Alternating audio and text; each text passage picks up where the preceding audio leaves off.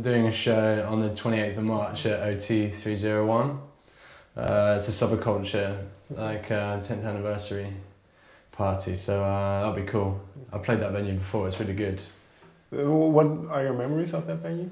I played with a guy, it was also a SubCulture night, that I played with Larry Gus, who's on DFA, and he's crazy, like he's really nice, like kind of quite calm, sweet guy when you meet him, and he just goes insane on stage, just like, it's really funny, he's jumping up and down, making himself sweat and stuff, it's really funny. It was a good show, it was the first time I played in Amsterdam, and it was really good. Okay. Well, before we talk about the music and the new album, I'd like to go back a bit. Do you have a first musical memory, something that made an impression on you very early on? Yeah, I've been thinking about this a lot recently because it's like music seems so weird when you're young, and I think one of the first like contemporary singles that was around at the time that I kind of remember hearing music would have been was Edwyn Collins, which A Girl Like You. You know, Edwyn Collins used to be in a band called Orange Juice, and it's an amazing like pop song. It's got like a 60s vibe to it, and it also sounds a bit like maybe like the Velvet Underground or something. Right. But I remember hearing that, and the guitar sound was so weird, and I just thought that like music was just like, wow, what's this like weirdest thing I've ever heard, and makes you want to discover what music is about and learn more about it, you know. What was the next move then after hearing that song and after having how did you kind of pursue music after that? None of my family were very musical, like no one played any instruments or anything. I remember like my earliest memory of like doing something musical was I used to get like I used to keep my like colouring pens in like a old ice cream tub that had been like scooped out and, you know, cleaned, and I used to take a couple out and turn the ice cream tub on its back and drum on the top of it. I used to do it, to sit there for hours just like doing that for ages. It's a wonder I never became a drummer first. Like I actually picked up violin when I was in school. Why violin then? Because it was just one of the instruments that was available at school, and they had, you either play a recorder or violin, and or piano, but I think I wanted to play violin more. And then from violin I got bought an electric guitar when I was 11, and that's when I started writing songs instantly from there. So immediately? Yeah, just like, I don't know why, just, I don't know why songwriting, I didn't know, I couldn't really sing or anything. I was only like 11 years old, and the songs were really bad and the lyrics were awful, but for some reason I really wanted to write songs, and so straight away that was like some of the first thing I do. I remember I used to have like a notepad, and I'd just write lyrics, and they'd only be like 3 words in each line. They all rhymed really badly with each other, and but yeah, straight away I was writing songs. At that age, what did you? This is gonna sound maybe a bit weird, but what did you get out of it? Do you know why you were compelled to write? No, not really. I think like because the bands I was into at that time, I guess showing my age, I guess, but like my sister was, one of my older sisters was into like Linkin Park and Green Day and like Papa Roach and stuff like that. Right. So the songs I'd write would be kind of like angsty, like filled with a lot of angst. Like, right. Even though I didn't really feel that or believe it, but it was just sort of what I'd learned from the music I was listening to a lot at the time. I don't know, because my sisters were older than me, I used to hang out by myself quite a lot, so it was just something nice to do, right. But on my own, you know. But I didn't know that you could do it as a job at that point. I didn't know that was a thing that you could do. I didn't know I understand about that world. So, but it just felt very natural, came very naturally to me. Was there then a moment that you, maybe even quite recently, that you thought, well, I can do this as a job? Yeah, in the last 5 or 6 years, I guess, when I hit 15, 16-year-old, maybe actually, maybe even longer than that. So before I went to college, I thought maybe that's something I want to do, because I've been doing it for a while now, and I'd been in bands at school and stuff. I'd started to improve as a guitar player, But when I started recording on the computer, recording my songs on the computer when I was about 14. Okay. And so that's how I sort of started to come to making electronic based stuff. And I think, yeah, when I was about 16, I was like, you know, I think this is what I want to do for the rest of my life. So that electronic element was already there quite early on? Yeah, it wasn't not as intense as it is now, because I wasn't listening to a lot of electronic music at the time. I was still listening to a lot of guitar-based stuff.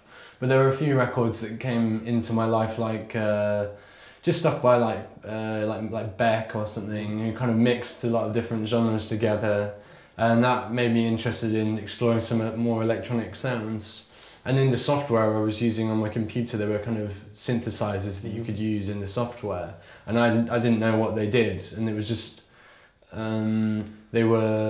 I was just sort of experimented with them and made these electronic sounds, but I wasn't listening to electronic music, so I came at it from quite a natural way. Do you think in hindsight that having learned to play the violin and obviously electric guitar, that it helped in any way with the kind of producing those sounds? Yeah, I think it helped because what I really wanted to do was record those sounds that I could make on the instruments I could play and make them sound really good. That was just one of my that was the main ambition for me the entire time, was that it wasn't at first, it wasn't as much about writing songs, it was just making sure the sound is as good as possible. But it took me so many years to work out that you needed this piece of equipment to make it sound good, or you know, I didn't know anything about microphones or cables or, you know, compressors or anything. So it was a long process of learning how to make things sound good. And as time went on, I started to combine those two, like the songwriting and the sound making together, and that's sort of what I do now. And then, well, you mentioned that the earlier songs were kind of influenced by teenage angst. Yeah. So when it came, you had been in the band Doyle and the Forefathers. After that, it's kind of when you found your electronic path in many ways. Yeah. Well, while I was, because that band was very straightforward in terms of the arrangement. It was, you know, guitar, bass, drums, singing. Right. And I used to play acoustic guitar, but and I was sort of like the chief songwriter for the group. But the songs then were quite, I mean, they're all about like, they usually are about, like, you know, heartbreak or stuff like that, but they're all kind of abstract in a way. But as that band was going on, I was starting to come back to recording myself at home on the computer, and that being, it seemed quite immediate, and I don't know, I got more into electronic music while that band was going on, and it just seemed to me that it was more there was more exciting possibilities with electronic music that maybe the band format wasn't offering me. And what drove the songs that you were writing at that point, the songs you were writing for yourself, not for the band, but what because obviously they were quite different, so what kind of drove what would influence you? I assume it's different for each song, but what kind of, as a general thing? Just and it's the way I still make songs now, I suppose, but when I was writing lyrics and stuff, it was more about creating an atmosphere with the words and not them being about a specific situation or person or time or place. It's just, the words are there to kind of evoke images of a time or place or person or something, but not be about them specifically. And I realised that was really different to what I was doing in the band. Because, I don't know, there's something that felt more expressive about that at the time, and I felt it was more important to describe my surroundings in a way that would make the listener feel like they kind of knew they were there, or it made some image that was strong in their mind about something they're familiar with. So it was pretty different what I was doing. Do those, and you say still that it's still the same way of writing songs, so do songs have a certain memory attached to them for you? A kind of a feel? Yeah, in terms of the time or the sort of situation they were created in. This new album has been weird though, because a lot of them, sometimes you don't work out what lyrics are about until after you've written them, really. When you write them, they're just lyrics, you know, they're just words, and you know they're coming from somewhere inside of you, but you maybe don't know what they're about. And it's weird with this new album, there's more than a few of the songs where it feels like stuff I've written about has come true after I've written about it. And like some weird like prophecy, you know. Can you give me an example? Well, I mean, they're quite personal things, but just for instance, like the lyrics to Turn Away, it feels like that's something I'm kind of living now, or it feels like a very current thing, not like, because I wrote that song, you know, over a year ago now, and so it feels like, I mean, that was about something at the time, but it's also still relevant now, right, in a new way.